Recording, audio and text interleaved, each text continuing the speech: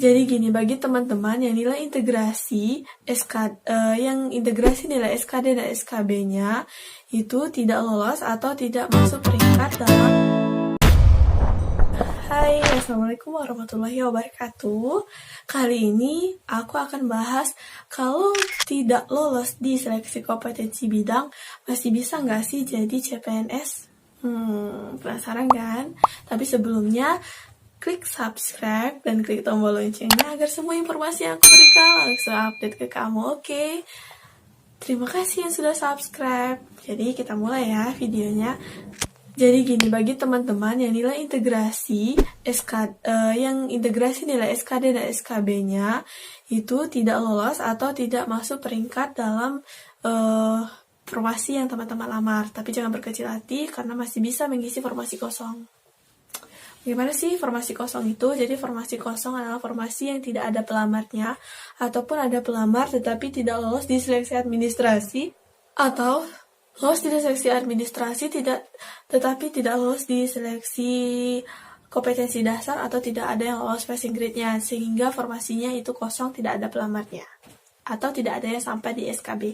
Untuk lebih mudahnya aku akan berikan contoh. Jadi di satu instansi ada 3 formasi. Kita ini contohkan guru bahasa Indonesia di 3 SMP dengan 1 SMP, 1 formasi yang diterima. Ada SMP 1, SMP 2, dan SMP 3.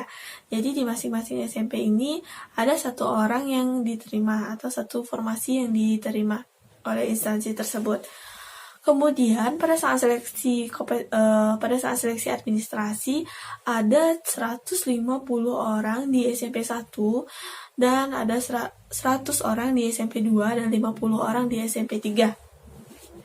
Setelah dilakukan seleksi kompetensi bidang dengan peserta 3 kali formasi, 3 kali jumlah formasi yang dilamar, berarti ada di SMP 1 ada 3 orang, SMP 2 ada 3 orang, dan SMP 3 tidak ada. Kemudian di SMP 1 ada peserta A, peserta B, dan C. Di SMP 2 ada peserta D, E, dan F. Dan masing-masing mereka mendapatkan nilai sebagai berikut. Sini. Ini dia. Jadi, di SMP 1, peserta B yang lolos berdasarkan peringkat nilai integrasi SKD dan SKB. Kemudian di SMP 2 peserta F yang lolos jadi CPNS.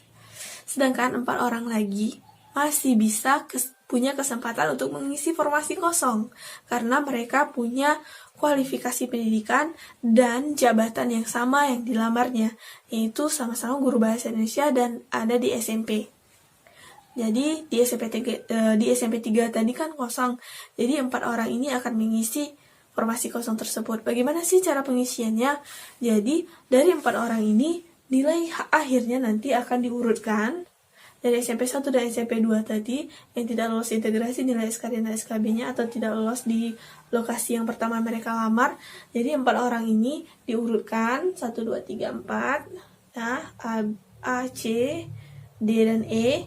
Kemudian nanti dari keempat orang ini, di mana yang paling tinggi nilai integrasi akhirnya? Dan peserta A berada di peringkat nomor 1. Jadi peserta A inilah yang nanti akan mengisi formasi di SMP 3. Gimana? Jadi seperti itu cara pengisian formasi kosongnya. Semoga informasi ini bermanfaat dan ini berdasarkan pengalaman pada saat penerimaan CPNS formasi 2018. Dari yang saya lihat dari peraturan Permenpannya 2018 dan 2019 ini masih sama, dan semoga ini cara pengisiannya masih sama juga. Jika ada komentar, pertanyaan, kritikan maupun saran, jangan sungkan untuk isi kolom komentar di bawah ini. Dan jika kamu suka, silakan klik like, jempolnya, dan share video ini ke seluruh sosial media yang kamu punya. Oke, see you on my next video. Assalamualaikum.